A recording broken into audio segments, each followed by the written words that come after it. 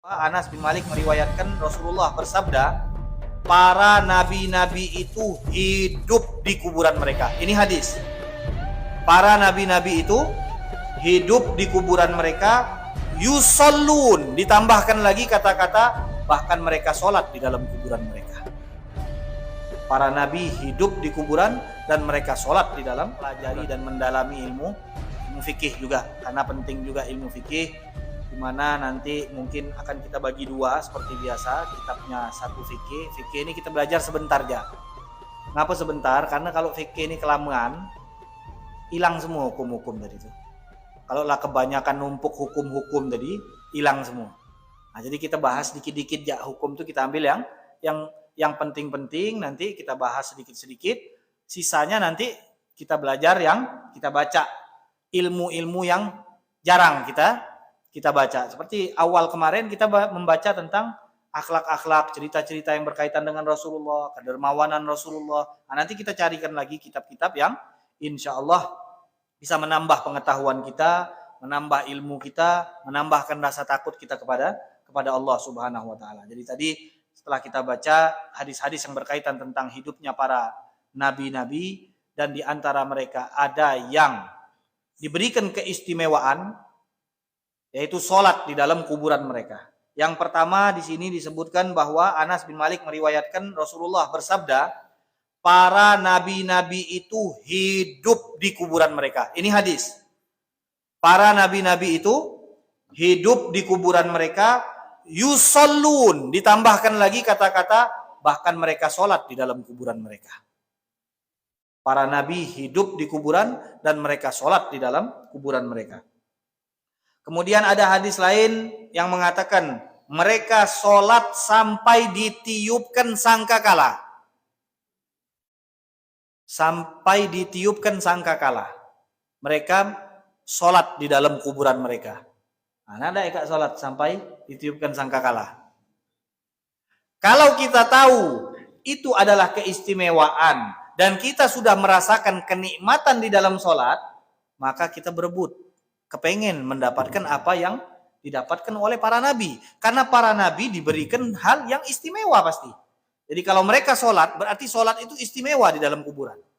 Tapi karena berhubung kita tidak merasakan kenikmatan di dalam sholat, jadi kita menganggap, sudah cat. Kalau pacak tidur ya lah di alam kubur tuh. Bangun-bangun lah ditiup sangkakala. Ya tak? Milih mana, sholat apa tidur? Kemudian ada lagi diceritakan di sini bahwa baginda Rasulullah melihat Nabi Musa sedang sholat di dalam kuburannya. Nabi Isa sedang sholat di dalam kuburannya. Pada saat Nabi melewati kuburan Nabi Musa dan Nabi Isa, Nabi melihat Nabi Musa sedang sholat, Nabi Isa sedang sholat. Kata Nabi, wajah Nabi Isa itu seperti sahabat yang bernama Urwah bin Mas'ud Ats-Tsaqafi. Dan kemudian Nabi juga melewati kuburan Nabi Ibrahim. Kata Nabi, aku melihat sosok Nabi Ibrahim tersebut dan wajah yang paling mirip dengan Nabi Ibrahim itu adalah aku, kata baginda Rasulullah Shallallahu Alaihi Wasallam. Kemudian Nabi juga melewati malaikat penjaga neraka, diperintahkan oleh Jibril, beri salam wahai Muhammad. Maka aku pun menoleh ke malaikat penjaga neraka ini dan dia memulai dengan salam. Yang memulai siapa? Malaikat Malik. Dia memulai salam untuk baginda Rasulullah SAW. Dia lah nak mulai salam ni lah bagus ha. Dia dah asyik senyum. Dia lah nak mulai salam ni lah bagus ini sudah. Makanya sampai di dalam beberapa riwayat ditanyakan bahwa baginda Rasulullah bertanya, siapa sosok yang lain pada saat aku datang menyambutku, mengatakan, apakah engkau sudah diutus? Ahlan wa sahlan, marhaban bil akhis soleh. Para nabi-nabi yang ada di langit-langit itu semuanya menyambut kedatangan Nabi Muhammad. Para malaikat-malaikat begitu juga. Pada saat malaikat Malik, dia cuma mengasih salam, senyum pun enggak. Karena yang dia lihat setiap hari adalah azab. Bagaimana bisa senyum, kata malaikat Jibril, orang yang setiap harinya melihat neraka dan azab neraka. Kemudian di sini baginda Rasulullah juga melihat Nabi Yunus. di atas unta.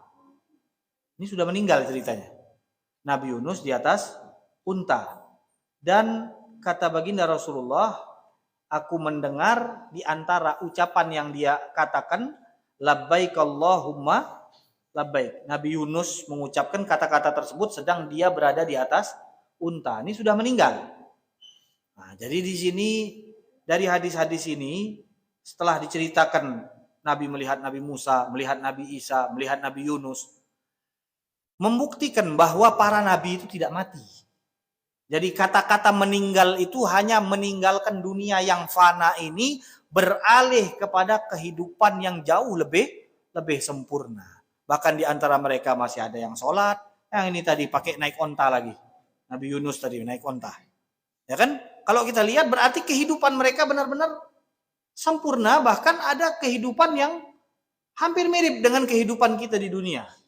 Nah, walaupun nanti kalau kita lihat nabi-nabi lain walaupun tidak disebutkan, tapi ada cerita di mana nabi-nabi lain bertemu dengan baginda Rasulullah di Baitul Maqdis. Cerita Isra Mi'raj. Nabi-nabi semuanya dikumpulkan dan kemudian mereka semua menunggu siapa yang menjadi imam. Dan malaikat Jibril memimpin baginda Rasulullah sampai ke tempat imam dan beliau diperintahkan untuk menjadi imam semua nabi yang pernah diutus oleh Allah Subhanahu wa taala. Berarti semua nabi itu hidup dan semuanya sholat. Menjadi makmum baginda Rasulullah sallallahu alaihi wasallam. Kemudian di akhir tadi beliau menyatakan, karena hubungan antara cerita kita menceritakan kenapa kok para nabi ini hidup, kenapa kok perlu diceritakan, kemarin sudah kita ceritakan, sudah kita jelaskan. Kenapa kita ini cerita nabi itu hidup? Sat, kula percaya lah nabi itu hidup. Tapi kenapa kita menceritakan mereka ini hidup? Karena kita ingin menyampaikan dalam satu poin, yaitu mereka sebagaimana mereka hidup dan kehidupan mereka lebih sempurna. Kalau di dunia kehidupan mereka kurang sempurna, tidak seperti kehidupan mereka di barzakh, mereka bisa memberikan manfaat. Lalu bagaimana kalau mereka hidup dengan kehidupan yang lebih sempurna? Pastilah mereka bisa memberikan manfaat. Karena ini kan yang dikritik oleh orang-orang salafi. Mereka tidak terima kalau para nabi yang sudah mati bisa memberikan manfaat kepada kita yang hidup. Kita katakan, oh enggak, ada hadis di mana kemarin kita sudah baca hadis Nabi beristighfar untuk umatnya apabila Nabi mendapatkan laporan amalan buruk dari umatnya. Itu manfaat untuk kita yang hidup dari orang yang sudah wafat, meninggal dunia. Kemudian Nabi Musa, kita tahu cerita Isra Mi'raj. Pada saat Nabi naik ke Sidratul Muntaha, mendapatkan amanat, wahyu, kewajiban sholat, pertama kali berapa? 50 kali. Siapa yang mendorong Nabi untuk nawar? Nabi Musa. Kalau tidak ada Nabi Musa, 50 rakaat eka sholat, 5 rakaat jaklah macam ni. Ada yang tak sempat ni 5 ni zuhur. Banyak gawe. Ini baru 5 waktu kita ini. Sudah ada yang alasan inilah, alasan itu. Bayangkan kalau 50 rakaat, tak sempat makan. 50 rakaat.